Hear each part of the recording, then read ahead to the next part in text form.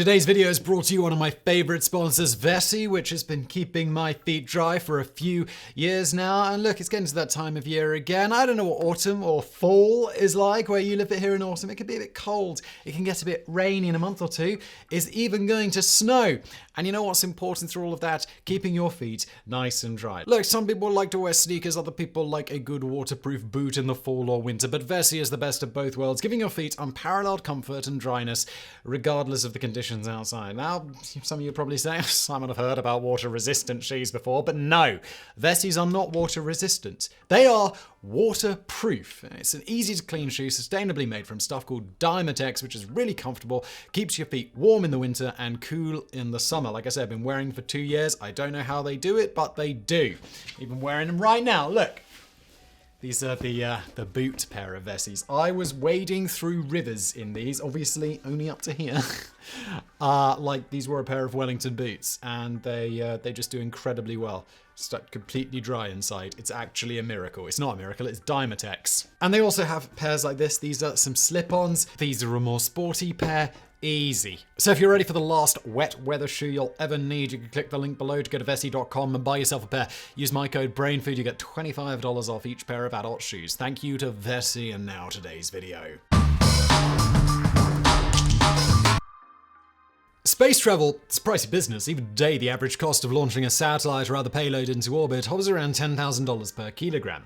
Much of this cost stems from the great complexity of space launch vehicles, which require a great deal of time, money, skilled personnel, and other resources to design, test, and launch. Further complicating matters, different payloads and mission types require different kinds of launch vehicles, each of which must be individually developed, further driving launch costs into the stratosphere and beyond. While recent developments like SpaceX's reusable Falcon rockets have succeeded in reducing launch costs somewhat, for the builders of smaller satellites, like universities or poorer countries, attaining orbit remains exorbitantly expensive. However, nearly 50 years ago, an obscure German company nearly succeeded where even SpaceX has failed, developing an innovative modular rocket system that promised to reduce launch costs by tenfold and bring outer space within reach of just about everyone. But sadly, the system never came to be, killed by a combination of Cold War paranoia, international rivalry, and corporate greed. This is the fascinating and tragic story of Otterak, the dirt-cheap Lego rocket that never was. Our story begins in the 1950s in West Germany with 25-year-old student Lutz Thilo Kaiser. Born in 1939, Kaiser was fascinated by space travel from an early age. During the Second World War, he wrote a letter to Dr. Werner von Braun, developer of the wartime V-2 ballistic missile and later the Saturn V moon rocket, expressing his desire to become an astronaut. Ever the pragmatist, von Braun explained that for space travel to be practical, astronauts would have to be small, light, and few in number, and advised Kaiser to become an engineer instead. Kaiser obliged, enrolling in aerospace technology at the University of Stuttgart in 1954. While studying in Stuttgart, Kaiser founded the Student Association of Space Enthusiasts, which, under the supervision of rocketry pioneer Irene Sanger-Brett, developed Germany's first post-war liquid-fueled rocket engine. In 1963, when Kaiser was a graduate student, he was awarded a consulting contract to investigate the failure of the first launch of Europa 2, a satellite launch vehicle being developed by Multi-Nation European Launch Development Organization, or ELDO. While Kaiser succeeded in identifying the cause of the failure, the system experienced a further 6 launch failures in a row and was ultimately cancelled in 1971. The dream of a pan-European launch vehicle would not be realized until 1979 with the launch of Ariane 1. The first of a highly successful family of rockets that are actually still in use to this day.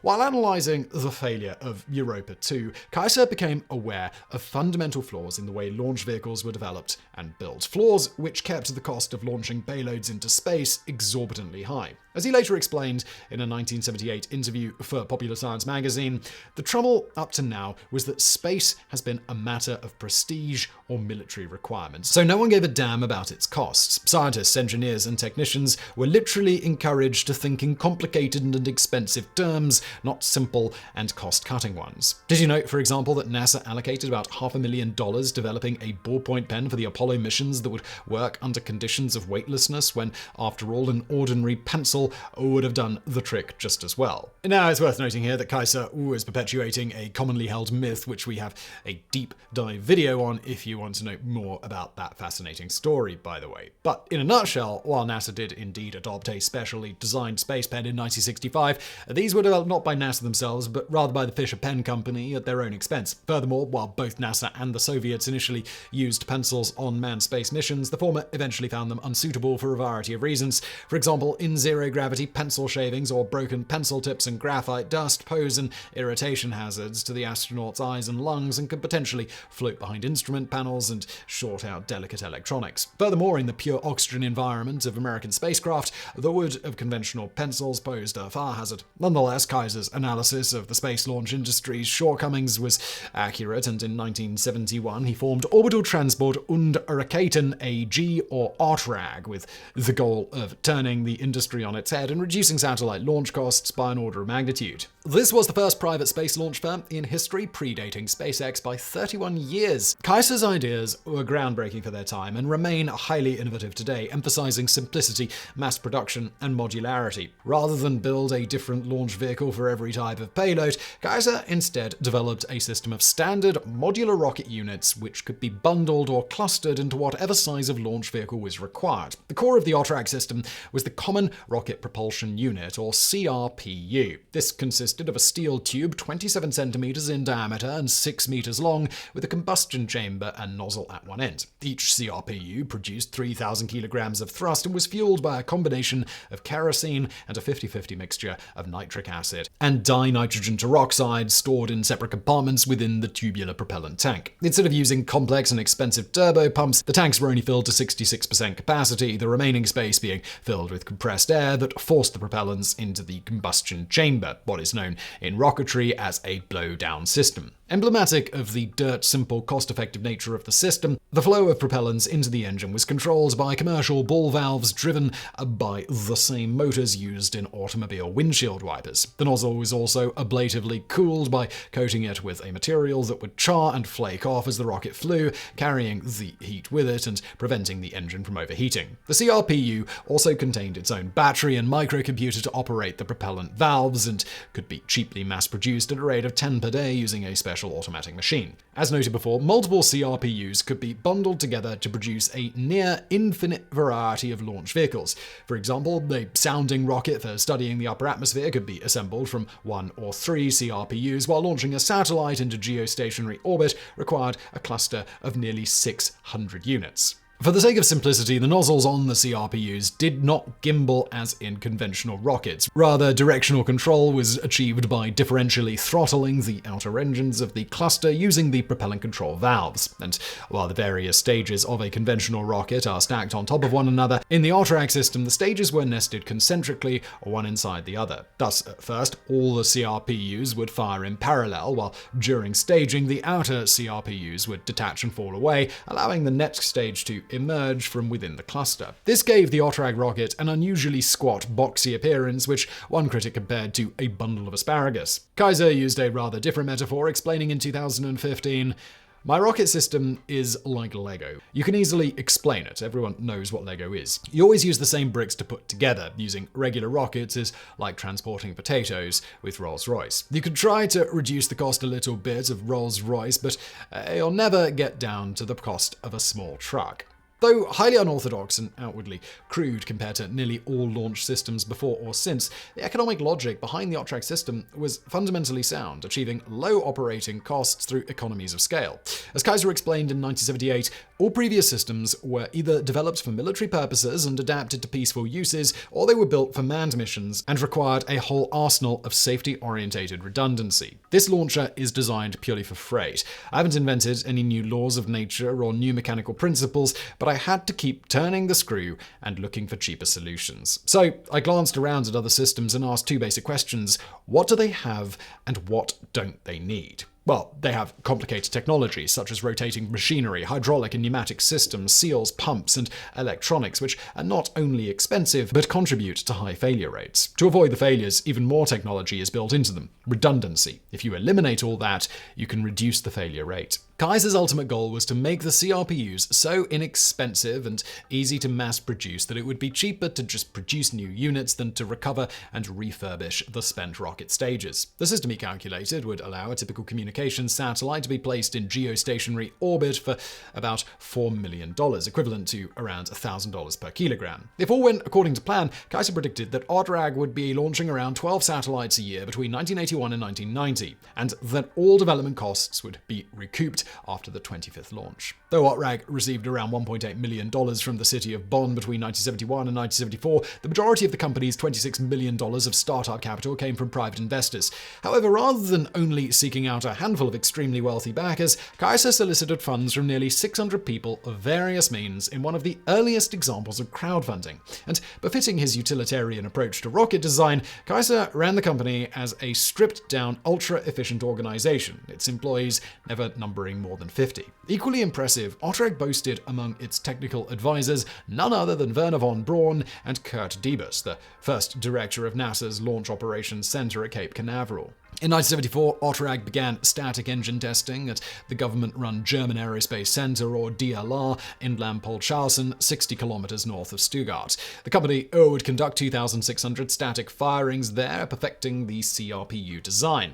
As a private company, however, OTRAG would soon be forced to vacate the DLR and go elsewhere to pursue its development program. In any case, Germany had no large, sparsely inhabited areas that could support full-scale rocket tests, and since the United Nations Outer Space Treaty forbade the private exploration of space without the sponsorship of a recognized sovereign state, OTRAG began shopping around for a government to host their test launch facility. After investigating various locations, including Indonesia and Brazil, the company finally accepted an offer from President Mobutu Sese Seko, dictator of the African nation of Zaire, today the Democratic Republic of the Congo. Recognizing the economic benefit such an innovative space program could bring to his nation, in December 1975, Seko granted OTRAG a 25-year lease on a 99,000 square kilometer tract of land in Shaba, today Katanga province, on a high plateau overlooking the Lavua River. By 1977, the company had established its own private launch facility, complete with launch pad, workshops, staff quarters, and a dirt airstrip for resupply. The first launch of a 4 CRPU cluster took place on May 17, 1977, the rocket reaching an altitude of 20 kilometers. This was followed by a second launch on May 20, 1978, which reached 30 kilometers, but the third launch on June 5, 1978, attended by President Seko, failed only a few seconds after launch. Yet despite its technical successes, by now OTRAG was facing problems of an entirely different kind. For reasons that should be rather obvious, the rest of Europe was none too keen on the idea of Germany developing its own homegrown rocket and missile technology. Turns out trying to take over the world tends to make people a bit suspicious of you.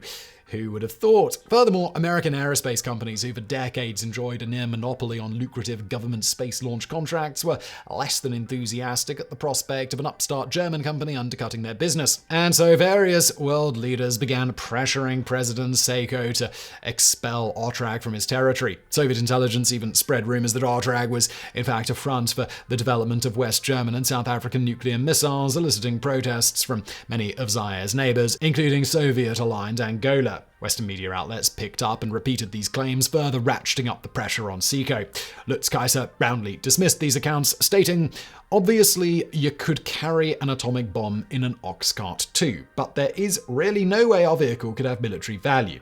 We're much too exposed and vulnerable to be a credible threat to anybody." Nonetheless, in 1979, Seko bowed to international pressure and agreed to expel OTRAG in exchange for 100 million Deutschmarks in aid from West Germany, which also shut down the company's German production facilities. But OTRAG didn't have to wait long to find another sponsor, for soon after, he received an invitation from Libyan dictator Muammar Gaddafi to set up a new production and launch facility in Tawiwa, 600 kilometers south of Tripoli in the Sahara Desert. The first launch from the site took place on March 3, 1981, with a number of Libyan military personnel in attendance. 13 more successful launches took place over the following year, definitively proving the reliability and cost-effectiveness of the system. Kaiser and his wife Susie were apparently unbothered by the abuses of their host's regime, with Susie stating in a 2015 interview, "I'm sure there were nasty things, but now show me a country that has not nasty things and does not violate any human rights. I have never in my whole life encountered any such country.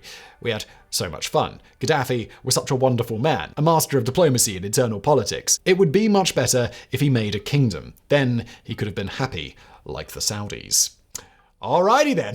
But this idea would not last for long, for in 1982, Germany became a party to the missile control regime which prohibited the development of rocket technology in developing countries. Under continued pressure from the United States government, who wished to prevent Gaddafi from acquiring missiles and protect its own aerospace industry, in 1983, Otrag was forced once again to pack up and leave the country. At the same time, Libyan forces unlawfully seized all of Otrag's rocket manufacturing and test equipment, none of which Kaiser was given any compensation for. For 10 years, the Libyans attempted to develop Otrag's technology into a viable missile, but lacking Kaiser's expertise, they were unsuccessful and the project was eventually abandoned. Meanwhile, in a final desperate bid to save his company, Kaiser moved operations to the Esrange Space Center in Kiruna, Norway. A single launch took place from the site on September 19th, 1983. However, 10 seconds into the flight, the rocket suddenly broke apart and exploded. The failure was traced to a rectangular hole cut for a television camera, which acted like an organ pipe and caused the rocket to shake itself apart. It was to be Otrag's swan song. Having been run out of every friendly country and lost most of its capital and investments in Libya, by now the company was in ruins. Kaiser made a few last attempts to find sponsors, but it soon became clear that every candidate, including one Saddam Hussein, was only interested in one thing: acquiring cheap missile technology. And so, in 1982, Kaiser made the difficult decision to leave Otrag, which finally ceased operations in 1986. As Kaiser recalled in 2015, "As a scientist, you want to have a certain legacy, and it would be nice to see it applied. But to see the technology in ballistic missiles would be sad, so it's a very, very difficult decision. I will probably not live to see it." Indeed, Kaiser would eventually leave the cutthroat world of aerospace far behind, moving to the Marshall Islands and establishing a boutique resort known as Baikonur Island Hideaway. Lutz Kaiser passed away on November 19th, 2017 at the age of 78, his dream of truly affordable spaceflight unfulfilled. While American companies like Interorbital Systems and Armadillo Aerospace have since experimented with Otrag-style modular launch systems, none have yet reached the commercial stage. As of this recording, the future of affordable spaceflight appears to be in reusable launch systems like SpaceX's Falcon series. Yet even this highly sophisticated system cannot hope in its current iteration to achieve the reliability and cost-effectiveness of a brilliantly simple idea dreamed up by an eccentric German engineer nearly half a century ago. A system doomed by the politics and rivalries of a deeply flawed industry. This is why we can't have nice things.